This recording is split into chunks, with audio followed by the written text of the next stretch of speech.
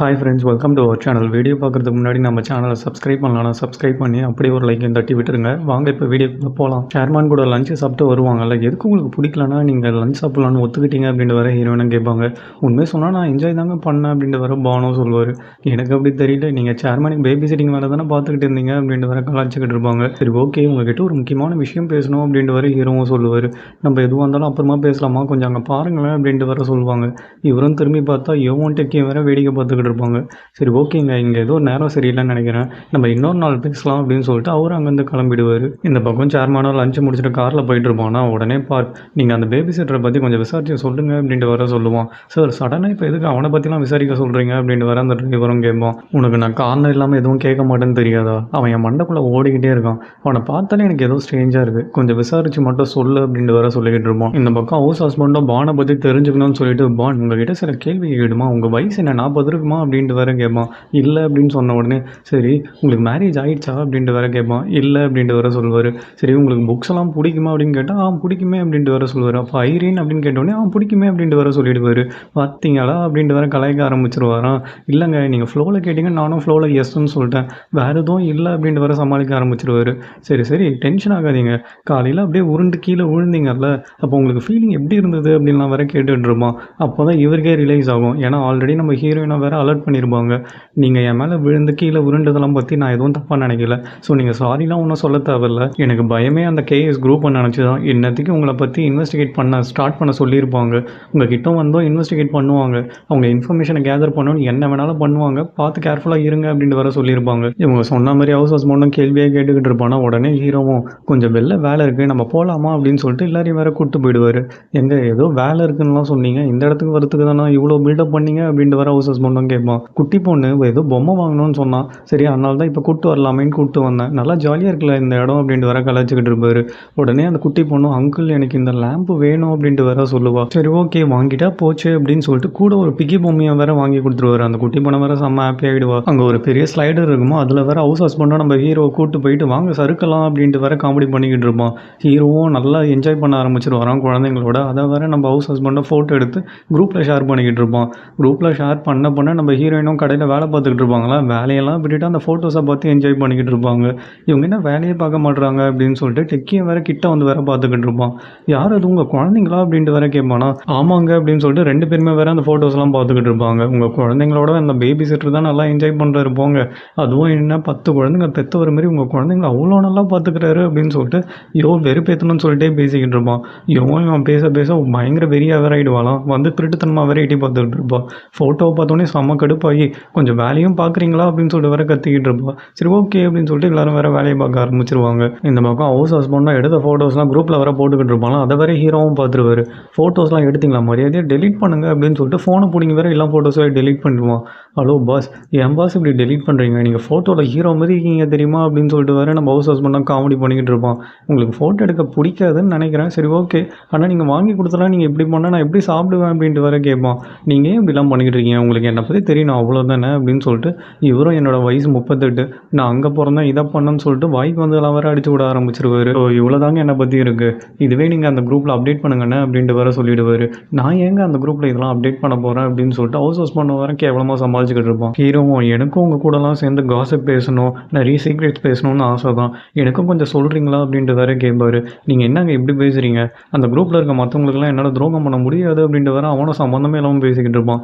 நான் யாருக்கும் துரோகம் பண்ண சொல்லியே, எனக்கு க்ளோஸ் ஃப்ரெண்டாக இருங்கன்னு தானே சொன்னேன் அப்படின்ட்டு வேற டச்சிங்காக பேசிக்கிட்டு இருப்பாரு. அதையும் நம்பி அந்த ஹவுஸ் ஹஸ்பண்டும் சொல்லிட்டீங்களா, இனியும் நீங்களும் நானும் தான் க்ளோஸ் ஃப்ரெண்ட்ஸ், உங்கள் எனிமி தான் ஏன் எனிமியும் அப்படின்ட்டு வேற காமெடி பண்ணிக்கிட்டு இருப்பான். ஒரு உண்மையை சொல்லிட்டுமாங்க, நீங்கள் தான் என்னோட பிக்கஸ்ட் ரோல் மாடல் தெரியுமா அப்படின்ட்டு வேற ஹீரோ சும்மா இல்லாமல் இன்னும் வேற நல்லா ஏற்றி விட்டுக்கிட்டு இருப்பாரு. இவர் ஏற்றி விடுறதெல்லாம் நம்பி இந்த ஹவுஸ் ஹஸ்பண்டும் போய் அந்த அசோசியேஷன் ஆண்டிக்கிட்ட, அவர் ரொம்ப நல்லவராக இருக்காரு, நான் ஃபுல்லாக பேக்ரவுண்ட் செக் பண்ணிட்டேன், பயங்கர க்ளீனான ஜென்யூனான ஒரு பர்சனாக இருக்காருன்னு சொல்லிட்டு ஆஹா ஓஹோன்னு வேற கதை விட்டுக்கிட்டு இருப்பான். இந்த பக்கம் நம்ம ஹீரோவும் விளையாடின டைல நல்லா வாயை பழந்து வேற தூங்கிட்டு இருப்பாரு. திடீர்னு அந்த குட்டி பையனும் ஓடி வந்துட்டு, அங்கிள் அங்கிள் ஜூன் என்ன ஆச்சுன்னு தெரியல, ஒரு மாதிரி பிஹேவ் பண்ணுறான், வந்து பாருங்க அப்படின்ட்டு வேற இழுத்துட்டு போயிட்டு இருப்பான். இவரும் போயிட்டு, ஜூன் உனக்கு என்ன ஆச்சு, நல்லா தானே இருக்க அப்படின்ட்டு வேற கேட்பாரு. அங்கிள் எனக்கு வயிறு வலிக்குது அப்படின்ட்டு வர போவான். அவளும் அழுதுகிட்டு இருப்பா. சரி இரு நான் பார்க்குறேன் அப்படின்னு சொல்லிட்டு அவரும் அழுத்தி பார்க்குறோம். இன்னும் வேற அழ ஆரம்பிச்சிருவா. அடிமா அப்ரெண்டிஸ் ப்ராப்ளம்னு நினைக்கிறேன் அப்படின்னு சொல்லிட்டு இவரும் வேற அப்படியே தூக்கிட்டு வேற ஓட ஆரம்பிச்சிருவாரு. எதிர வேற நம்ம ஹீரோயினும் வருவாங்களா, என்னாச்சு அப்படின்ட்டு வேற கேட்பாங்க. அடிமா ஜூனுக்கு அப்ரெண்டிஸ் பெயின் வந்திருக்குன்னு நினைக்கிறேன், நீங்கள் எதுவும் பயப்படாதீங்க, வாங்க வாங்க ஹாஸ்பிட்டலுக்கு போகலாம் அப்படின்னு சொல்லிட்டு ஹாஸ்பிட்டலுக்கும் கூப்பிட்டு போயிட்டு டாக்டர் குழந்தை அழுவுறா என்னன்னு செக் பண்ணுங்க அப்படின்ட்டு வர சொல்லுவார். அந்த டாக்டரும் செக் பண்ணிவிட்டு ஒரு ஸ்கேன் எடுத்து பார்த்தா கிளியராக தெரிஞ்சிரும்னு நினைக்கிறேன் அப்படின்னு சொல்லிட்டு ஸ்கேன் சென்டருக்கு வேறு கூப்பிட்டு போயிடுவாங்க. வெளியே வேறு நம்ம ஹீரோவும் பயங்கர டென்ஷனோட வேறு வெயிட் பண்ணிக்கிட்டு இருப்பார். ஒரு வழியாக ஸ்கேனும் முடிஞ்சு ரிப்போர்ட்டாக வேறு வந்துடும். டாக்டரும் நீங்கள் எதுவும் பயப்படாதீங்க, ஒரு நிமிஷம் இங்கே வாங்க அப்படின்னு சொல்லிட்டு அந்த எக்ஸ்ரே வேறு காட்டுவார். இங்கே ஒயிட்டாக இருக்கே வயிறில், அது என்னன்னு தெரியுதா உங்களுக்கு? அதுதான் மோஷன். இந்த பாப்பா ஒழுங்காக மோஷன் போகாதனால வயிற்றுக்குள்ளேயே ஸ்டோர் ஆகிருக்கு, அதனால தான் வயிற்று வலி வந்திருக்கு அப்படின்ட்டு வேற சொல்லுவார். உடனே அதுக்கு அந்த குட்டி பொண்ணு ஐயோ அவமானம் தாங்க முடியலையே அப்படின்னு சொல்லிட்டு வேற பெட்ஷீட்டை மூடிப்பா. நம்ம ஹீரோவும் சும்மா இல்லாமல் ஹலோ மேடம் என்ன பண்ணுறீங்க, மோஷன் ஒழுங்காக போகாமல் என்ன பண்ணிட்டு இருந்தீங்க வீட்டில் அப்படின்ட்டு வேற கலாய்க்க ஆரம்பிச்சிருவார். இந்த பக்கம் ஹீரோயினும் குழந்தைங்க 2 பேரும் உங்கள் கூட விளையாடி செம்ம டயர்டாக இருக்காங்க போல், நல்லா அடிச்சு போட்ட மாதிரி தூங்கிட்டு இருக்காங்க. ஆமாப்பா நீங்களும் பார்க்கறதுக்கு ரொம்ப டயர்டாக தான் இருக்கீங்க, நீங்களும் தூங்குங்க அப்படின்ட்டு வேற சொல்லுவாங்க. இல்லைங்க நான் நல்லா தான் இருக்கேன் அப்படின்ட்டு வேற சொல்வார்.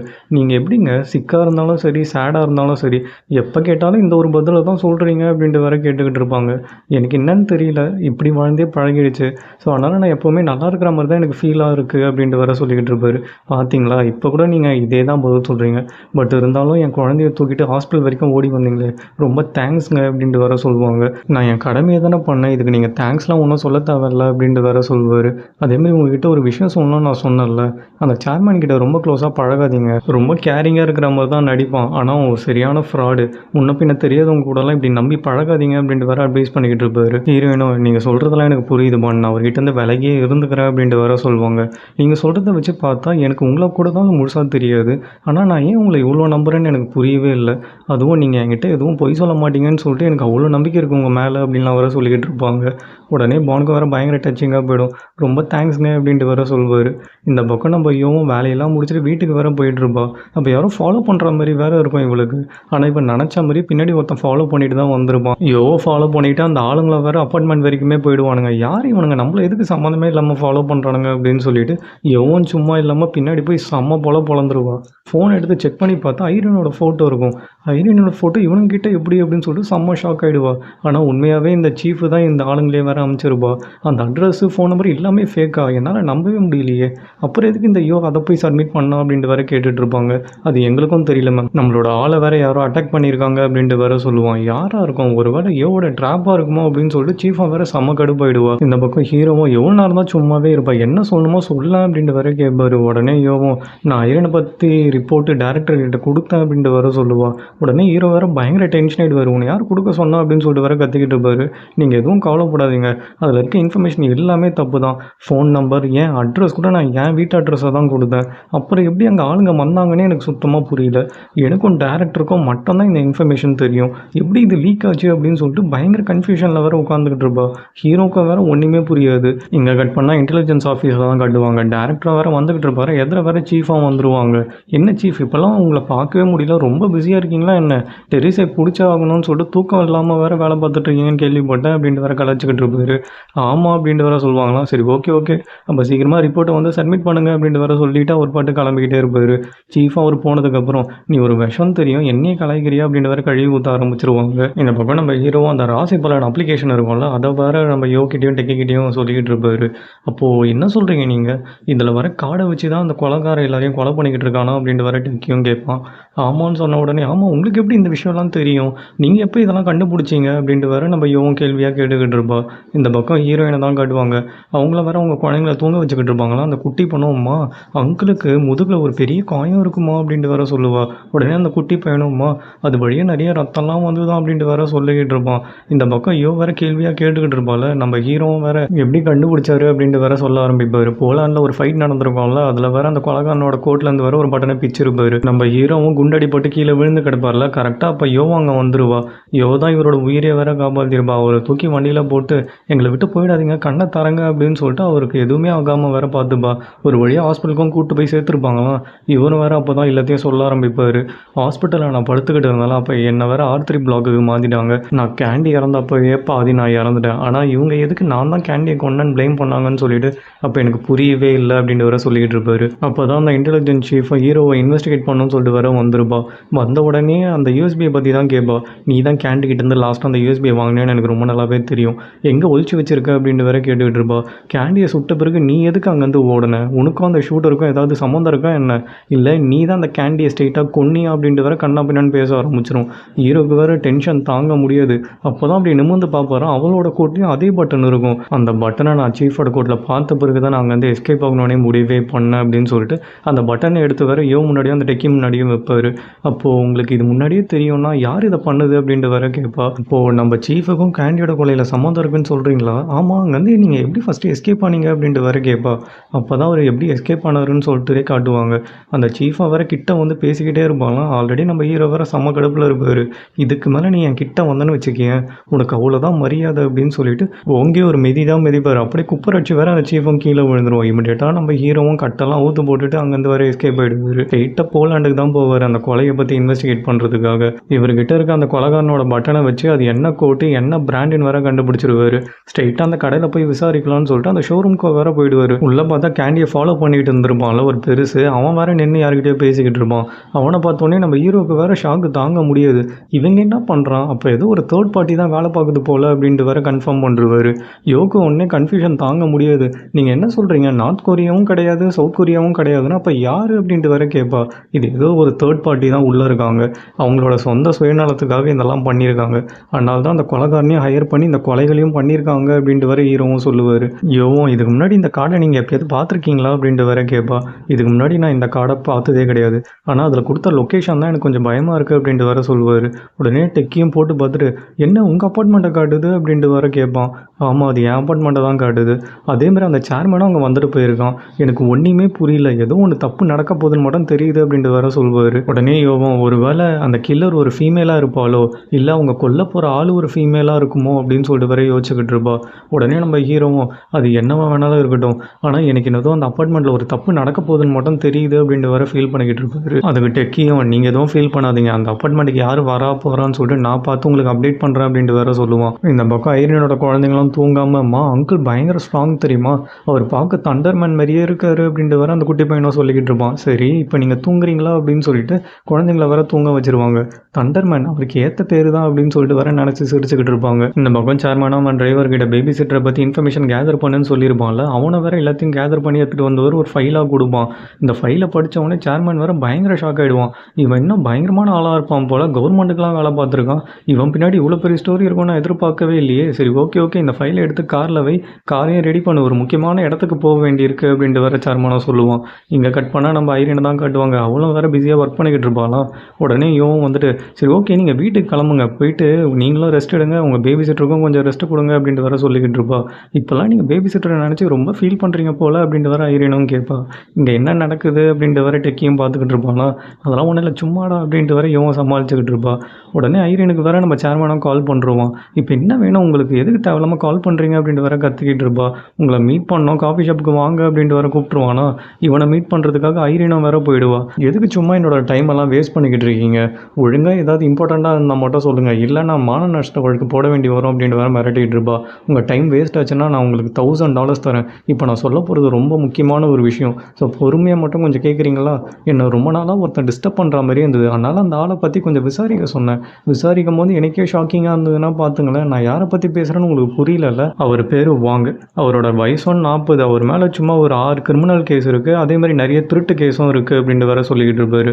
நம்ம ஹீரோனுக்கு வேறு ஒன்றுமே புரியாது. நீங்கள் யாரை பற்றி என்கிட்ட சொல்லிக்கிட்டு இருக்கீங்க, அவர் யாருன்னு கூட எனக்கு தெரியாதே அப்படின்ட்டு வேற சொல்லுவா.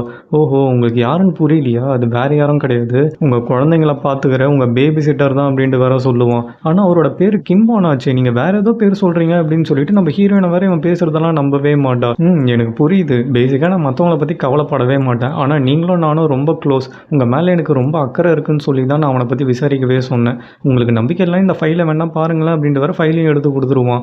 நம்ம ஹீரோயினும் அந்த ஃபைலெல்லாம் படித்து பார்த்த உடனே பயங்கர ஷாக் ஆகிடுவாங்க. சேர்மேனா இப்போனா நான் சொல்கிறத நம்புறீங்களா அப்படின்ட்டு வேற நக்கலாக பார்த்துட்டு இருப்பான். ஹீரோயினுக்கு என்ன சொன்னோன்னே புரியாது, கன்ஃபியூஷனில் வேற வீட்டுக்கும் வந்துக்கிட்டு இருப்பாங்க. ஃபைல்ஸ் எல்லாம் பார்த்தா நம்பாமல் இருக்கவும் முடியல, ஆனால் பானை பார்த்தா அப்படிப்பட்ட ஆளாகவும் தெரியல.